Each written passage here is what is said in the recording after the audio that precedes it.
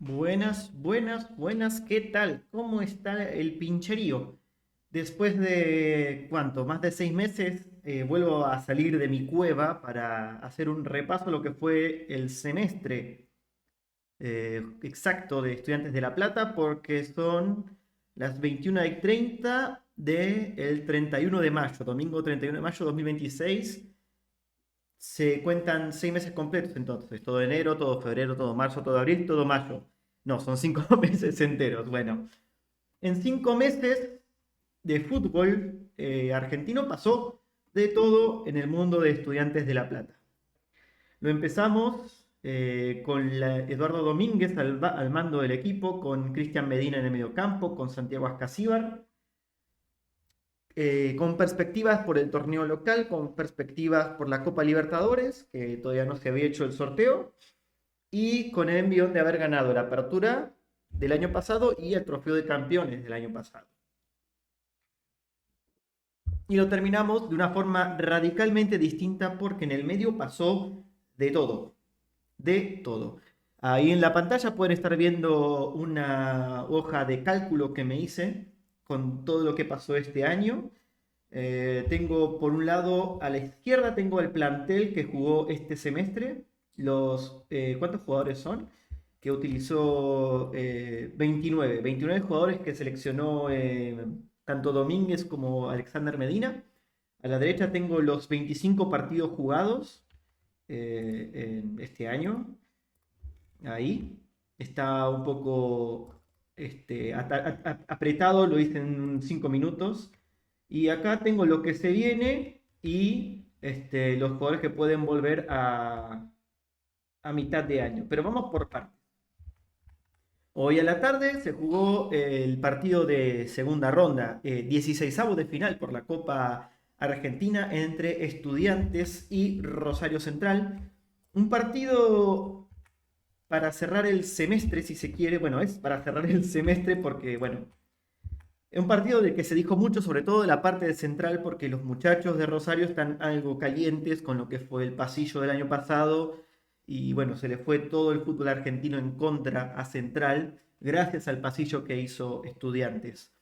Que bueno, todos sabemos la historia, pero resumiendo, a Central le dieron el título de campeón de liga por ser el primero de la tabla anual. Se lo dieron una vez que había terminado todos los partidos de la fase regular y fue una decisión casi que unilateral por parte de la AFA, la Asociación de Fútbol Argentino, comandada por el Chiqui Tapia. Le dieron la copa a la gente de Rosario Central en una combi, como todos vimos la foto de Di María con Belloso, el presidente de Central. Estudiantes hizo un tweet explicando de que nunca se hizo una votación para ver si darle el título a Central o no.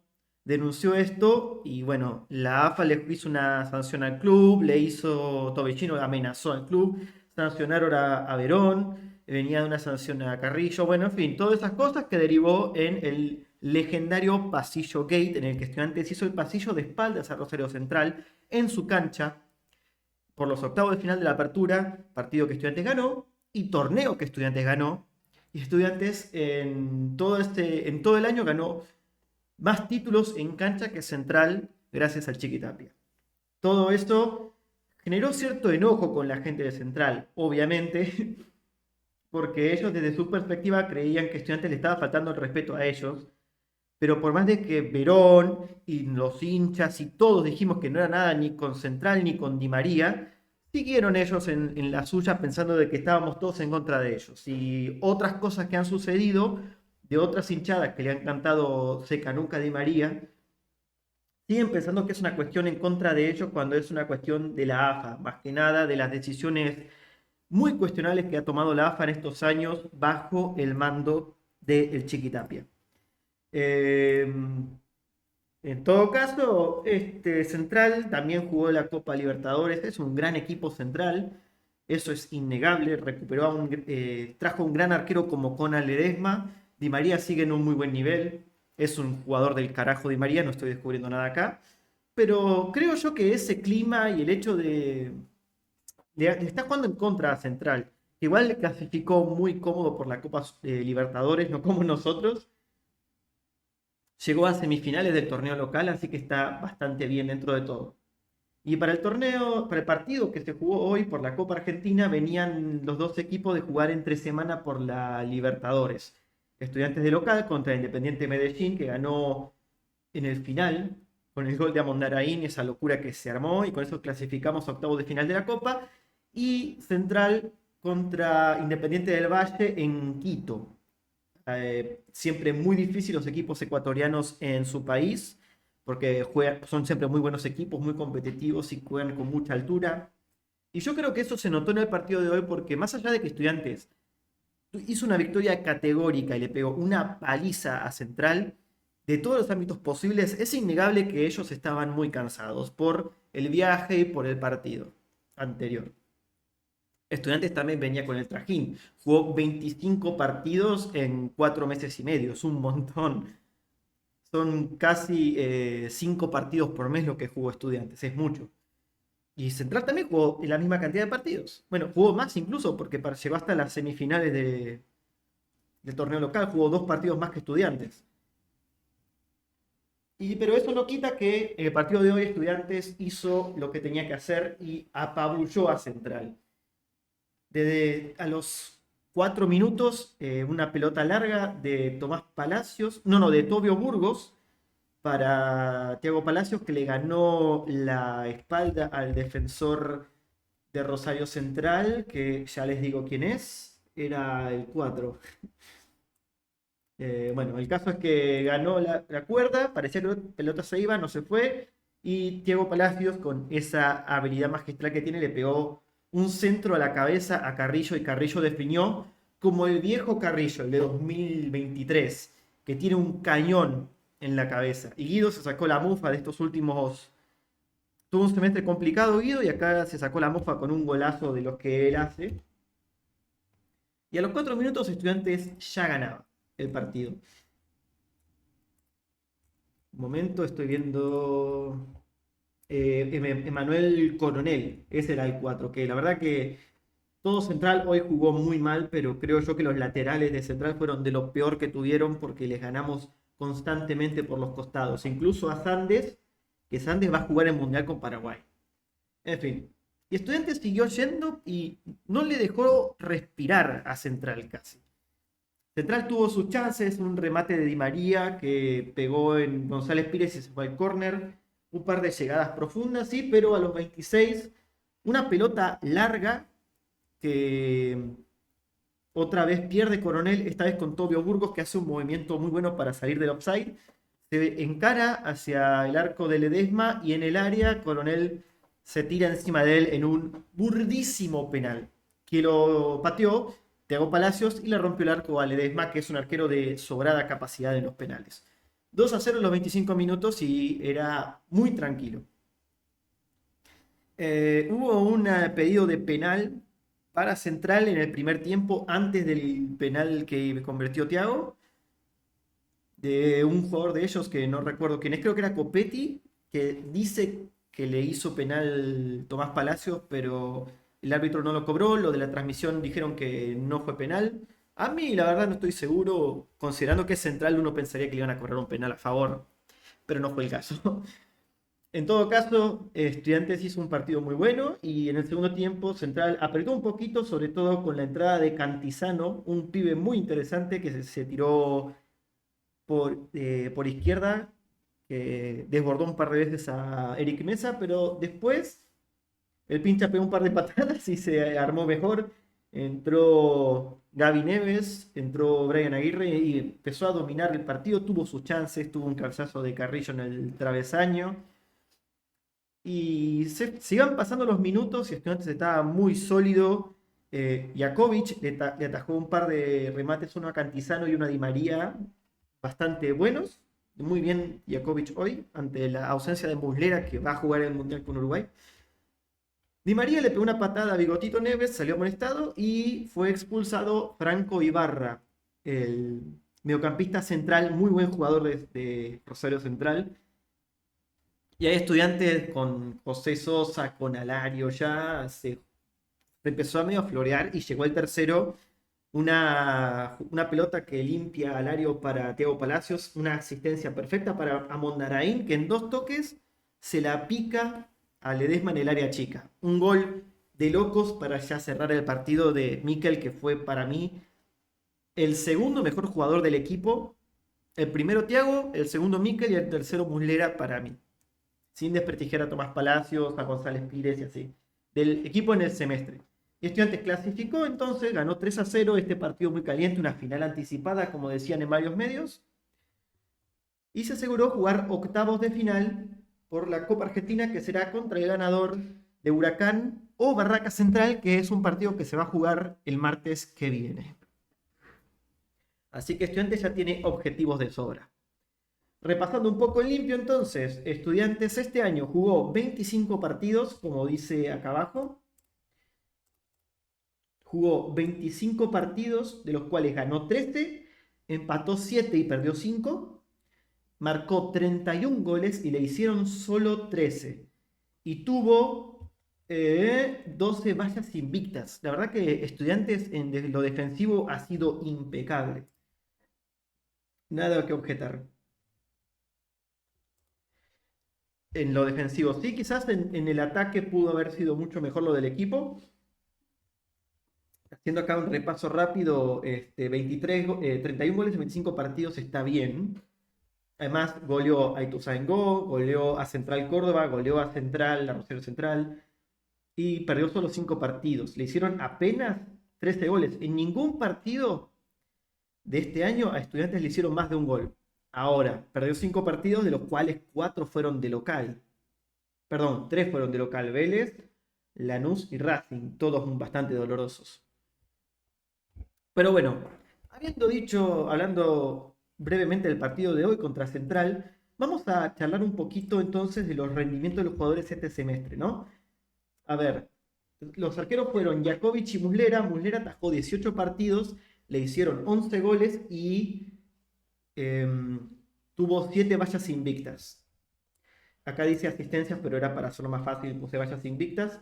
Muslera tuvo un rendimiento muy bueno. Lo único negativo fue el gol contra Flamengo, que fue de un error suyo, que fue bastante doloroso, la verdad, pero no, ¿qué le podemos decir a Nando, que con 40 años se rompe el culo como el que más y nos salvó varias veces este año y el anterior? Es garantía total en el arco, Fernando Muslera. Y nos salvó, por ejemplo, contra Cusco en Perú. Tuvo un rendimiento muy bueno contra Flamengo en los 2 partidos. Y tuvo ese único error, creo que desde que llegó a Estudiantes a mitad de año pasado. Y después tenemos los números de Jakovic, que son tremendos porque jugó 8 partidos en los cuales le hicieron solo 2 goles. Que fue el de Boca, que fue de Changuito Ceballos, y el de San Lorenzo, el de Insaurralde.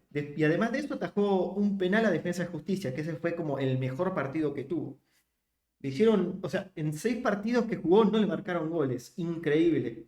Y demuestra que es un muchacho que está empezando a madurar en el arco y que tiene las condiciones para adueñarse del arco titular una vez que se vaya Nando, que parece que va a ser a fin de este año. Y yo diría que a futuro el arquero titular tendría que ser Jakovic y ponele que Mancilla de suplente, ya que lo tenés en tu plantel. Bueno, pero ¿qué más tenemos? El goleador entonces del año fue Thiago Palacios con 7. Thiago hizo 3 por el torneo local, 3 por la Libertadores. Nos carreó la Libertadores del Thiago. Y el de hoy de penal contra Central. Y además repartió 3 asistencias. Es indispensable Thiago, que apenas jugó 19 de los 25 partidos, porque tuvo una que otra lesión por ahí. Parece ser que Thiago va a ser el jugador a vender este mercado de pases que se viene. Y va a ser muy difícil suplantarlo. Después, con 4 goles, Guido Carrillo, Alexis Castro y Mikel Amondaraín. Lo de Amondaraín es increíble porque, la verdad, 4 goles y 3 asistencias. Y en total tiene 40 partidos jugados en toda su carrera. No parece, pero son apenas 40 partidos jugados. Este año, desde que se fue a Escacíbar, explotó. Le marcó su primer gol a Rosario Central. Le hizo un gol en el final a Unión para ganarles en La Plata. Hizo el gol contra Independiente Medellín, que es uno de los goles más gritados por todo el mundo de Estudiantes, y el de hoy contra Central. Esperemos que no se vaya. Este año Estudiantes rechazó una oferta bastante cuantiosa por parte del Betis, creo que por 4 millones de dólares.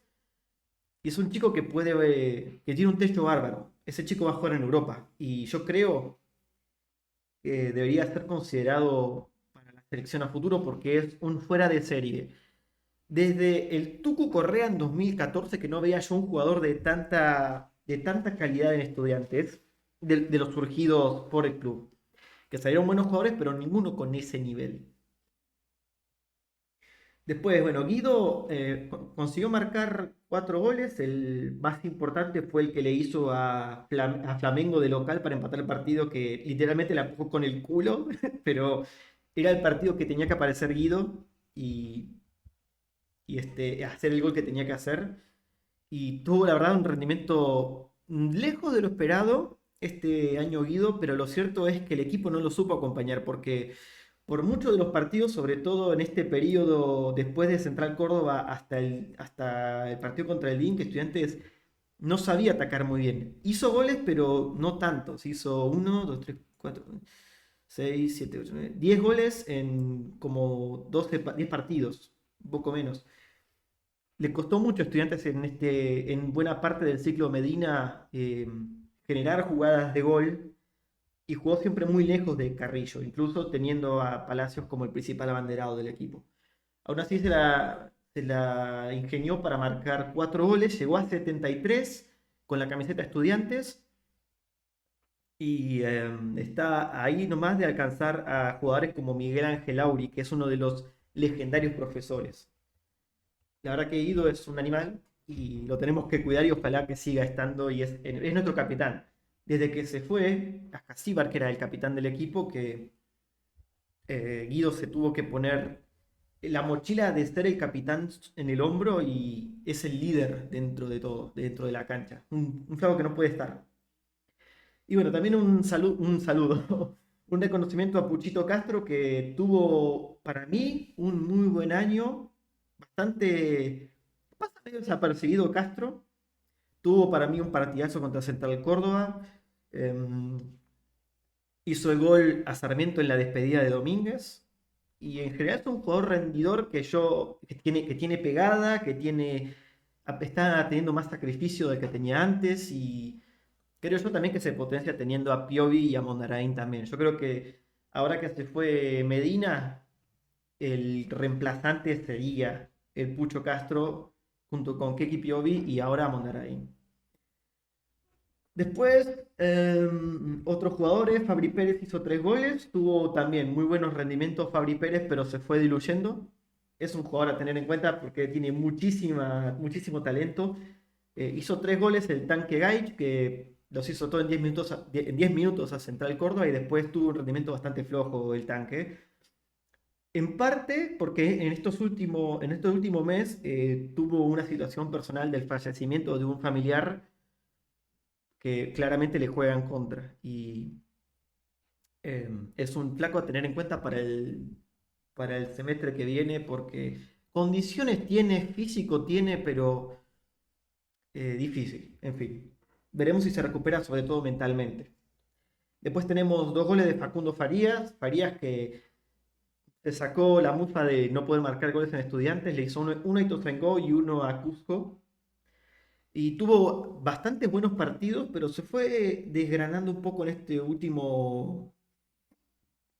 últimos partidos, desde Cusco hasta ahora, desde el partido con Perú hasta ahora, que le está costando. Incluso hoy contra Central no jugó. Pero es un flaco que tiene mucho talento y yo creo que el cacique tiene que encontrar la forma de hacerlo explotar. A ver, después tenemos con un gol Santi Núñez, que perdió el puesto con Tomás Palacios y lo volvió a recuperar, pero sacrificando a Benedetti. Y es un tipo que juega siempre con el cuchillo entre los dientes, Santi Núñez. Indispensable, que le hizo ese gol a Boca, medio feucho, pero fue muy importante. Con un gol también, Leandro González Pires, también a Boca. El Cabezón se adueñó de la saga junto con Palacios y tuvo muy buenos partidos y algunos más o menos. Con un gol Alario, que jugó apenas 8 partidos este año, pero lo vi yo, para mí, tendría que jugar, hoy por hoy, la primera opción detrás de Carrillo del 9 es Alario. Le hizo un gol a Platense para echar sal en la herida por equipo Calamar. Y es un flaco importante. Yo lo tendría en cuenta. Y después Brian Aguirre hizo un gol también a Instituto. En asistencias tenemos a Tiago que hizo 3, a Mondaraín que hizo 3, con 2 Brian Aguirre, Alexis Castro, Tobio Burgos y Benedetti. Y con una asistencia Santi Núñez, José Sosa, Guido Carrillo, Facundo Farías, Edwin Cetré, Adolfo Gaich, Lucas Salario y Cristian Medina. Ahora, para hacer un análisis más como cronológico, tenemos que mencionar que el equipo empezó el año con Eduardo Domínguez como entrenador, después de haber sido campeón, se le renovó a Domínguez y estuvo 7 partidos el Barba y mantuvo el invicto. Vemos acá que goleó 4-0 a Ituzaingó con gol de Gallos en contra, Castro, Farías y Carrillo. Empató con Independiente con goles de Luciano Cabral y Facundo Pérez. Le ganó a Boca 2-1 al partido siguiente después de la venta de Ascasíbar con goles de Núñez, González Pires y el Changuito Ceballos. Se empató 0-0 con Defensa y Justicia porque Estudiantes se quedó con uno menos por expulsión de Santi Núñez, una expulsión bastante cuestionable. Y mantuvo el arco en cero, sobre todo con Jakovic tapando el penal a Rubén Bota. Se le ganó 1-0 al Deportivo Riestra, empató el Clásico, que fue el último partido de Cristian Medina, un partido que se pudo haber ganado, pero bueno, con un gol que robó Guido en el área chica. Y la despedida fue contra Sarmiento con una volea de Pucho Castro. Ya en el partido con Gimnasia se empezaba a mencionar que podía irse Domínguez. Ya se había ido Facundo Rodríguez, cedido al CSKA de Bulgaria, que va a estar hasta mitad de año que viene y ya será campeón. Parece que se va a quedar en Bulgaria Facundo Rodríguez. Después del partido independiente se fue a Ascasíbar por, no sé, 3 millones de dólares a Boca. Una partida que dolió mucho al, al hincha y que muchos no se lo perdonan. Yo no creo que lo de Ascasíbar sea. No quiero hablar mucho del tema Ascasíbar porque ya cansa la bronca con Ascasíbar. Pero yo creo que no es ni de cerca una cuestión como la de Rojo, por ejemplo. Porque Rojo sí se peleó con gente en Instagram, sí con hinchas de estudiantes, ¿no? Sí vendió un montón de humo cuando vino y se lesionó y no rindió lo suficiente Rojo como para ameritar tanto. Jugó 50 partidos en Estudiantes Rojo y sí, fue indispensable en la apertura 2010, pero Ascasíbar fue mucho más indispensable, era el capitán del equipo y se fue por una suma importante de plata a Boca. Que bueno, Estudiantes necesita plata y yo creo que era el único puesto en la Ascasíbar que digamos que se podía solventar porque tenías a Mikel, a Mondaraín, a Castro, a Neves, etc. Pero fue algo que dolió mucho, sobre todo porque el hincha de Estudiantes no le. Al hincha de fútbol en general, como que no le gusta mucho Boca y al Estudiantes menos. Y es algo que duele. Uno no quiere reforzar a los competidores directos porque Boca, bueno, estaba en Libertadores y tal. Es una pena porque además era tu capitán y ibas a jugar un montón de cosas este año y es algo que duele, pero al menos se fue dándonos plata, haciendo muchos goles, participando en muchos títulos. Yo creo que está bien y dentro de unos años nos vamos a tener de vueltas Casíbar y ya va a pasar. Yo creo que la gente como que entiendo la bronca, pero como que no es para estar tan enojado con el ruso, porque además siempre fue muy respetuoso de estudiantes. Después sí, cuando llegó a Boca empezó a boquear y decir que su sueño era jugar en la Libertadores con Boca y todas esas boludeces, pero eso es algo que siempre le hacen decir a todos los jugadores que llegan a Boca, siempre. Y eso lo dijo Andújar cuando estuvo a punto de pasar a Boca, que le dijeron que se podía hacer el pase, pero que tenía que decir que su sueño era jugar en Boca y esas boludeces y él no quiso. Y yo creo que fue una cuestión de la necesidad más que nada la venta de Ascasíbar a Boca, porque Estudiantes se encontró, digamos, con una inhibición por parte de la FIFA por el pase de Facundo Farías. Porque el pase de Facundo Farías a Estudiantes a principios de 2025 salió como 5 millones de dólares, si no recuerdo mal. Estudiantes lo quiso hacer en cuotas, lo iba a pagar con la plata de Foster Gillette, la sociedad, si se quiere, con Gillette no prosperó y Estudiantes se quedó con una deuda de tener que pagar estas cuotas pendientes. Y puede ser una inhibición que resulte en que vos no puedas hacer incorporaciones el mercado de pases que viene. Estudiantes tiene que sí o sí sacarse de encima los 3 4 millones de dólares que todavía debe. Y lo de Ascasíbar fue eso. Y también lo de Domínguez, porque Domínguez no se fue gratis al Atlético de Mineiro. Mineiro ejecutó una cláusula de $1 millón para llevarse a Domínguez. Así que también le quedó dinero a Estudiantes por eso. Más sabiendo de que los premios que da el fútbol argentino por salir campeón son una joda. Lo cual es lógico porque tenés 8 campeones por año, no puedes repartir tanta plata a todos. O sea, económicamente casi que no te sale a cuento mantener un equipo competitivo para ganar los torneos locales. Obviamente la plata está bien y uno quiere gloria y todo eso, pero monetariamente no te da lo suficiente para justificar mantener un equipo competitivo, que es lo que tiene Estudiantes. Por eso también los refuerzos de este año, ¿cuáles fueron? Eh, Tomás Palacios, que fue un préstamo, Gaich, que vino libre de Rusia, Brian Aguirre, que es un préstamo de Boca, y Mancuso, que es un préstamo de... No me acuerdo cuál era el equipo en el que estaba Fortaleza. Préstamos, todos préstamos. Estudiantes no puede comprar hoy por esa inhibición. Y bueno, en medio de todo esto, además, se fue Cristian Medina al Botafogo y nos quedamos sin nuestro mejor jugador, que era Medina, sin el capitán, que era Escasíbar, y sin el entrenador, que era el Barba Domínguez, que encima el Barba nos llevó a la gloria. Así que era muchas ausencias de peso. Después de la victoria contra Sarmiento, había un periodo cortito de 5 días para preparar al próximo técnico. Pudo ser Palermo, pudo ser De Micheli, se habló de ellos, pero se quedó con Alexander Medina, el uruguayo que dirigió a Nacional, que lo sacó campeón de un torneo local. Dirigió a Talleres un buen tiempo, le fue dentro de todo bastante bien. Ahí lo tuvo a Tomás Palacios. Y venía con muchas dudas. La gente le tenía bastantes dudas a Medina. Yo también. De los que se hablaban era el que menos me emocionaba de los técnicos que se hablaba para venir. Pero bueno, vino el Cacique, le ganamos a un Newell's, uno de los peores Newell's de la historia, 2-0. Después, dos derrotas de local muy duras contra Vélez y Lanús. Dos partidos en los que vos no jugaste mal. Fuiste al frente, pero no pudiste meter la pelota y te cagaron en la contra. Con goles de Florian Munzón y Dylan Aquino, dos muy buenos equipos, ¿no? Lanús que había ganado la Recopa Sudamericana en Brasil. Vélez, que es uno de los mejores también equipos del país, que llegó a octavo de final en la apertura, que se fue cayendo en el final del año Vélez, en el final del semestre. Se recuperó con una victoria a Gimnasia de Mendoza, que empezó perdiendo con Gimnasia de Mendoza, que no es nada del otro mundo, con un gol bastante tonto de Agustín Módica y lo dio vuelta a Thiago Palacios con un golazo afuera del área. Y después la goleada de local Central Córdoba, que ese fue el primer muy buen partido del Cacique porque lo borró de la cancha el equipo de Tobillino.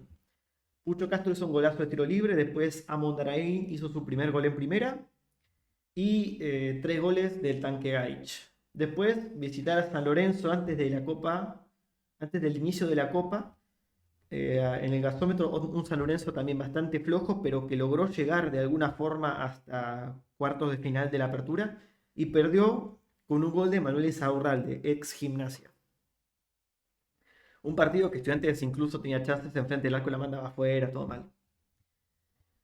Y bueno, empezó la Libertadores, que era el objetivo. El objetivo de este año es la Libertadores. Y a los 4 minutos, un blooper, un remate bajo de Palacios, rebota en un defensor y descoloca al arquero del DIM. Y Estudiantes hizo un partido bastante bueno en Colombia, en Medellín, pero en un córner se durmió, una pelota sobró a Carrillo, Mesa perdió la marca y lo empató Francisco Chaverra. Era la verdad un partido para ganar, sobre todo porque en el final Gaich tuvo una chance enfrente del arco y la mandó afuera otra vez.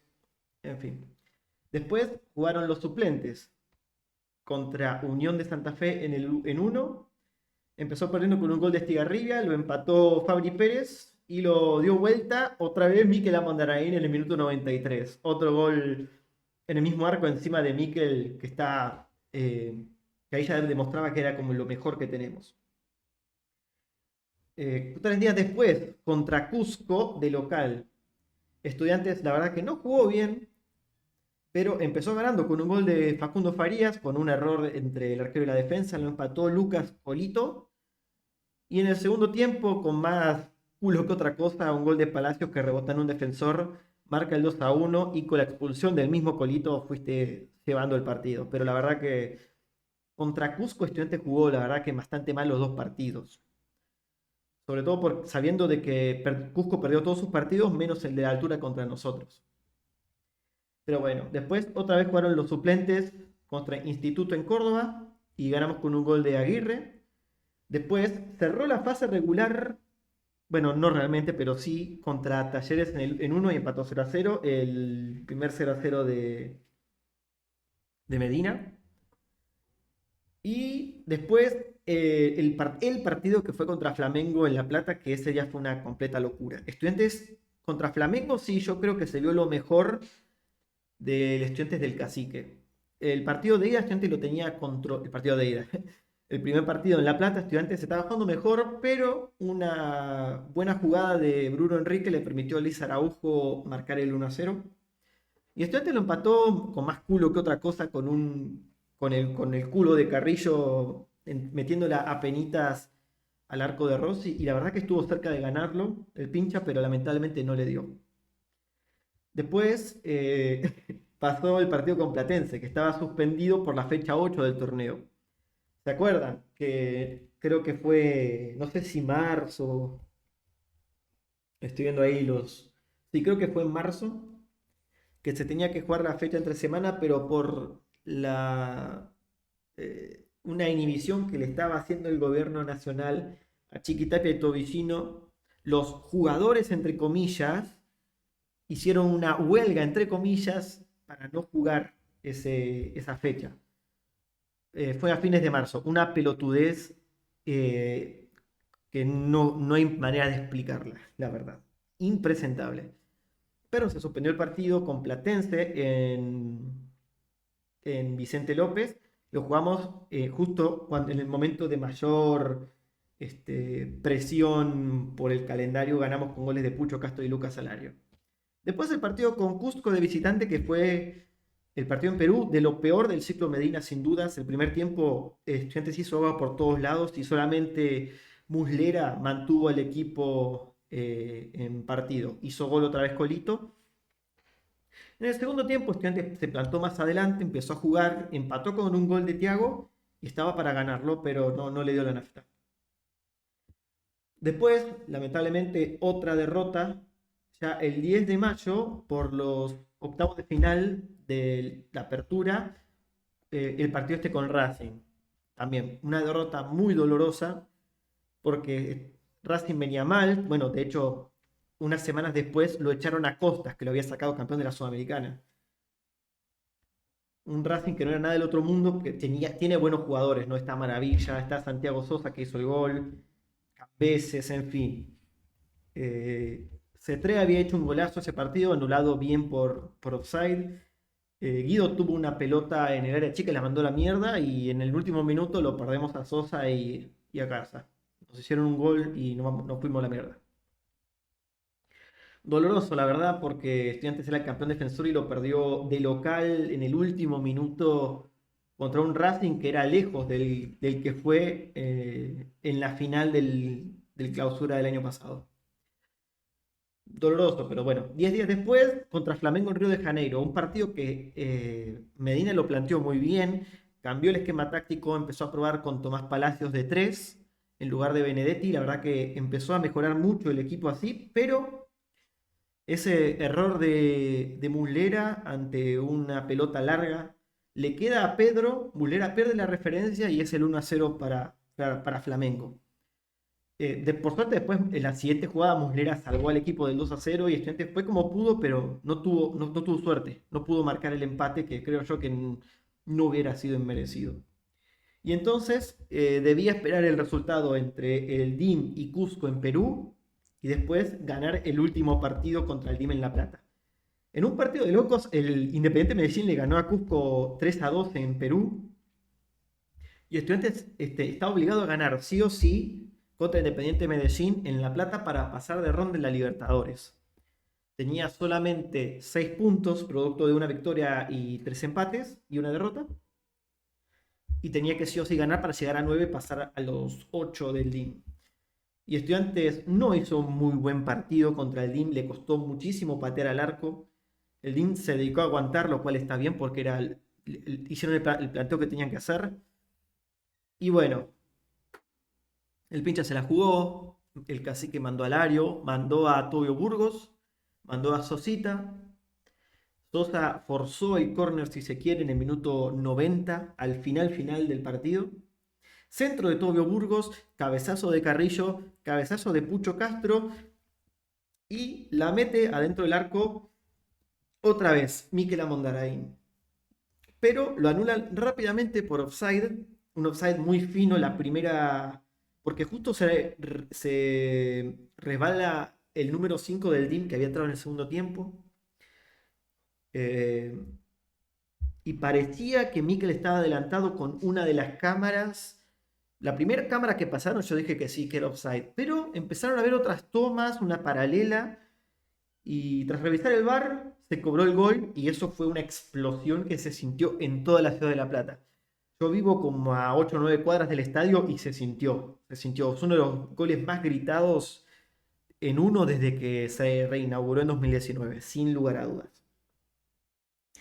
Y con ese gol de un juvenil de pelota parada y con toda la mística, Estudiantes clasificó a octavos de final.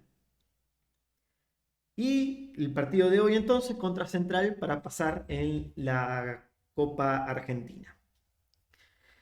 Creo que me faltaron un montón de cosas porque en el medio también hubieron como las posibles ventas de Edwin Cetré, primero a Brasil, después a Boca, que no se dieron porque una lesión, porque el DIM justamente como que metió palos en la rueda. Nunca quedó muy claro qué pasó con Cetré y sus ventas. Hicieron que el pobre Edwin, que había sido clave en la recta final del torneo pasado, este año no pueda meter ningún gol y solamente pudo hacer una única asistencia. Lamentablemente Edwin jugó 20 partidos, solo tuvo una asistencia que no me acuerdo ahora cuál fue. Y también fue C3, también fue preseleccionado por Lorenzo para la lista de Colombia para el Mundial y se quedó afuera, así que fue un semestre de muchos golpes para el Parce. Y es una pena porque su venta nos hubiera venido muy bien para la inhibición, lamentablemente. También es justo mencionar que debutó finalmente Valente Pierani, debutó en el partido con Ituzaingó y también debutó Joaquín Pereira, el 3 suplente que debutó creo que contra Unión de local y jugó muy bien. Así que tenemos también debuts de juveniles, ambos, bueno, Pierani de la mano de Domínguez y Pereira de la mano de Medina. Y eso es lo que tenemos que mencionar. En resumen, Estudiantes terminó entonces la tabla general, ahora que sabemos que da un título de tabla general anual del fútbol argentino, está segundo con 31 puntos. Primero está Independiente Rivadavia con 34, después Estudiantes con 31 y con 30 Boca, 29 River y Argentinos, 28 Vélez y Central y 26 Talleres, Belgrano y Gimnasia. Estudiantes tiene que entonces, para el torneo que viene, más que nada reforzarse bien porque muy seguramente pierda a Thiago Palacios y o a Mikel Amondarain. Y son jugadores que va a extrañar. Yo creo que Estudiantes tiene que incorporar de alguna forma algún 5 de corte defensivo.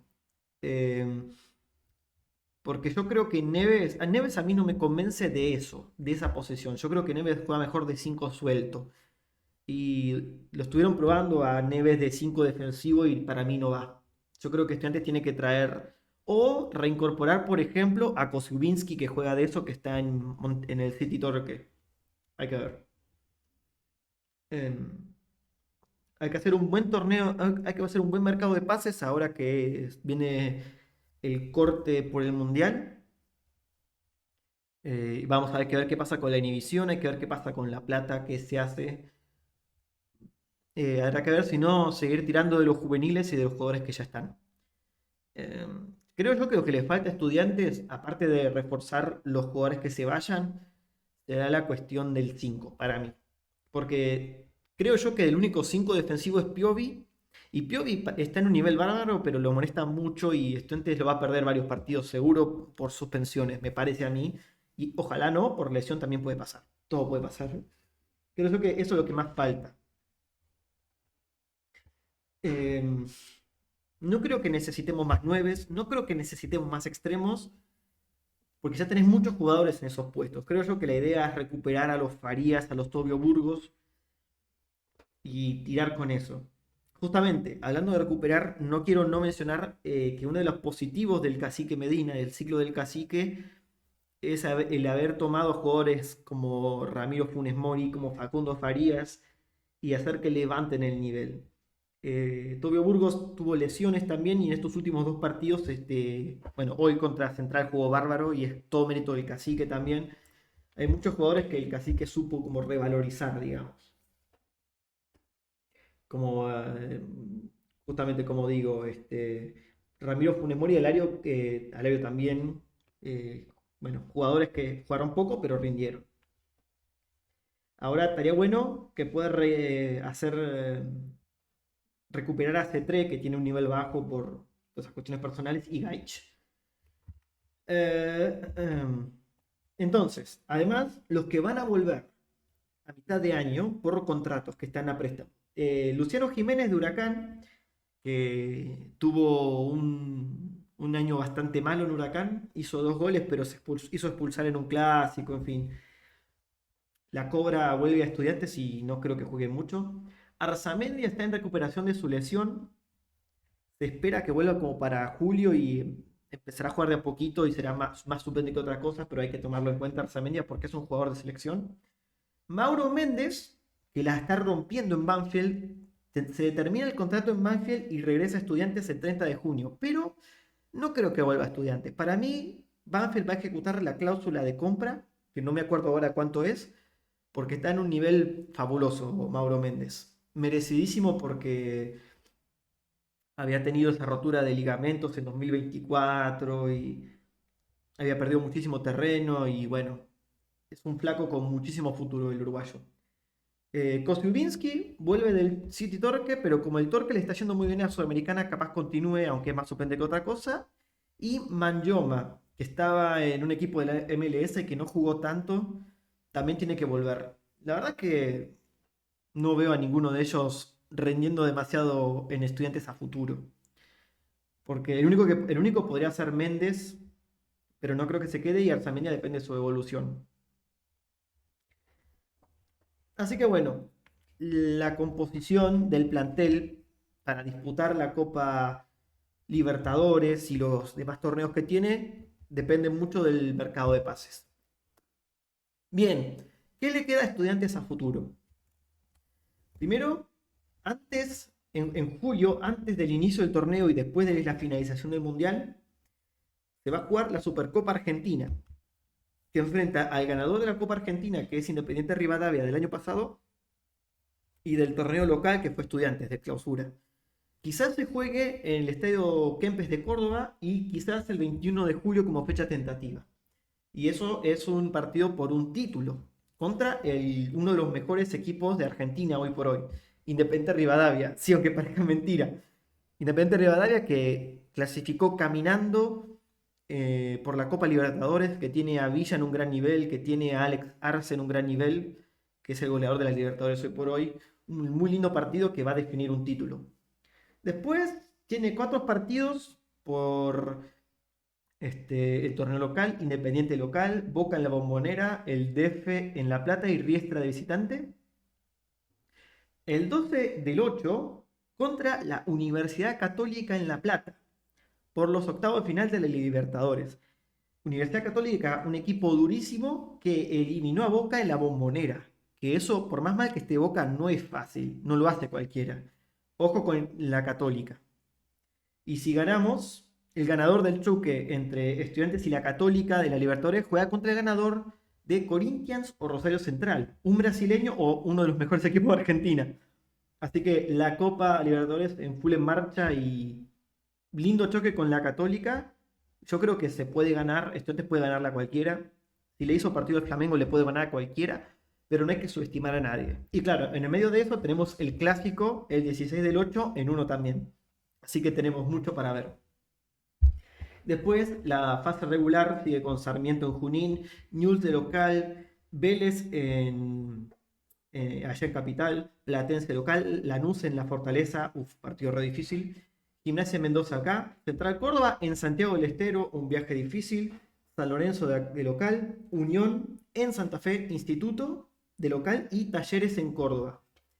Es importante ver los partidos del torneo local, que son 16, porque son los que suman para la sumatoria de la tabla anual, que no solo te da un título ahora, sino que te permite clasificar directo a la Copa Libertadores. Y eso Estudiantes no lo puede descuidar, porque, como todos sabemos, el objetivo a largo plazo es ver si Estudiantes puede clasificar al nuevo Mundial de Clubes que se jugaría creo que en 2029. Y para eso tiene que sumar puntos en la Libertadores. Así que Estudiantes tiene que sumar puntos en la Libertadores, llegar lejos en las Copas Libertadores y también clasificar a ellas. No te puedes dar el lujo de no clasificar nunca. Y ese es el objetivo. Además tenemos, claro, la actual Copa Libertadores que siempre jugamos a ganar todos los torneos. También hay que ver qué pasa con la Copa Argentina, que tenemos que jugar contra el ganador de Huracán o Barraca Central. Y además de la Supercopa Argentina, creo que estaría la Supercopa Internacional, creo que con Central. Al final no se va a hacer este torneo que decían triangular entre Estudiantes Central e Independiente Rivadavia. Es un bardo, no queda muy claro, pero así es la AFA de Chiquitapia. Así que Estudiantes tiene por lo mínimo 16, 17, 18, 19, 22, 23 partidos de julio hasta diciembre. Así que se viene otra agenda cargada con posibilidad de jugar títulos, con posibilidad de, o sea, con la posibilidad de ganar títulos. Es jugar por títulos. Sería la copa más linda que es la Libertadores y bueno, todo lo demás. También hay que ver qué pasa si clasificas a los octavos de final del clausura. Que uno creería que Estudiantes tendría que clasificar, pero no hay que contar los pollos antes que nazcan. Hay que ver qué pasa, cómo reacciona el equipo con la doble competencia, porque tuvimos suerte de no tener tantos lesionados. Y es algo que le jugó en contra a Boca justamente para no clasificar lesionados y suspendidos, ¿no? Justamente uno de ellos fue Casíbar y por eso se quedó afuera. Y bueno, ese tipo de cosas te pueden dejar afuera de los torneos que jugás por pelear. Así que creo yo que eso fue como mi análisis al año de Estudiantes de La Plata. Creo yo que fue hasta ahora, bueno, un análisis del primer semestre, en realidad. Creo yo que a pesar de las pérdidas, ¿no? De Domínguez, de Medina, de Ascasíbar y de jugar tantas competencias y las inhibiciones y no poder comprar jugadores, Estudiantes hizo un muy buen semestre. Quedó en el DP con algunas cositas, pudo haber llegado más lejos en la apertura, pudo haber quizás ganado el clásico, pero en general es un rendimiento muy positivo y sobre todo los últimos dos partidos nos deja con la moral muy arriba. Ahora se viene el Mundial, que a mí en particular me importa significativamente menos que Estudiantes. Y veremos qué nos depara entonces el año. En todo caso, nos veremos dentro de 6 meses o más, cuando termine el segundo semestre de Estudiantes, y haremos otro repaso a lo que fue y a lo que vendrá. Así que eso, un saludo, espero que les haya gustado este muy muy largo video de casi 1 hora y hasta el siguiente video.